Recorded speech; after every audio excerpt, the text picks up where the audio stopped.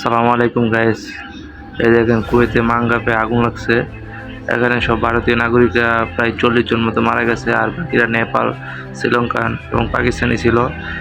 আর এখানে এই বিল্ডিংয়ে বাঙালি কোনো লোক ছিল না, তার জন্য আমাদের বাংলাদেশে তেমন একটা দুঃসংবাদ না। কারণ এই কোম্পানির নাম হচ্ছে এমবিটিসি, একটা অয়েল কোম্পানি। আগুন সকাল ভোর 5টায় লাগছে। এখন পর্যন্ত মৃত্যু সংখ্যা 50 জন। আরও অনেক লোক অসুস্থ হয়ে হাসপাতালে ভর্তি আছে এবং মৃত্যুর সংখ্যা বাড়তে পারে। দেখেন কি বড় আগুন লাগছে। আল্লাহু আকবার, আল্লাহ সবাইকে হেফাজত করুক।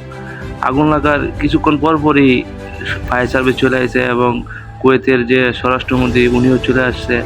এখানে দেখেন দুর্নীতি যদি হইতো একজন স্বরাষ্ট্রমন্ত্রী সাথে সাথে আসতো না। বাংলাদেশের কথা বলি, আজকে যে বাংলাদেশে এরকম একটা বিল্ডিংয়ে আগুন লাগতো, একটা বিল্ডিংয়ে প্রায় 150 থেকে 200 লোক ধারণ করে এই দেশের বিল্ডিংয়ে। দেখেন বিল্ডিংগুলো প্রায় 10 তলা 8 তলা হয়ে থাকে। প্রত্যেকটা ফ্ল্যাটের মধ্যে প্রায় 30 জন 40 জন করে বসবাস করে। একটা বিল্ডিংয়ে 150-200 জন লোক থাকে, এর মধ্যে মাত্র 50-60 জন মারা গেছে। পুরো বিল্ডিংয়ে আগুন লাগছে, আপনারা দেখতেই পাচ্ছেন ভিডিওর মাধ্যমে। আর এটা যদি বাংলাদেশি বিল্ডিং হতো তাহলে বুঝেন সবাই মারা যেত, কেউ রক্ষা করতে পারতো না। সাথে সাথে ফায়ার সার্ভিস চলে আসছে এদেশে। প্রায় 10 মিনিটের মধ্যে সব চলে আসছে, যত ব্যবস্থা আছে অনেকগুলো ফায়ার সার্ভিস চলে আসছে। আল্লাহ সবাইকে হেফাজত করুক।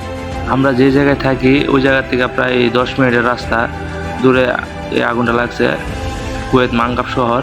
আর আগুন লাগার প্রায় 2-3 ঘন্টা পরই চেক চলে আসছে। পুরা কুয়েতে চেক চলা শুরু করছে। প্রত্যেকটা বিল্ডিংয়ের চেক শুরু হয়েছে, বলদিয়া চেক।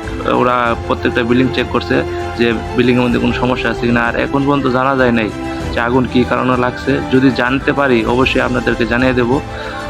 নতুন নতুন আপডেট পেতে অবশ্যই ভিডিওটা শেয়ার করুন এবং সব প্রবাসীকে দেখার সুযোগ করে দিন। আসসালামু আলাইকুম।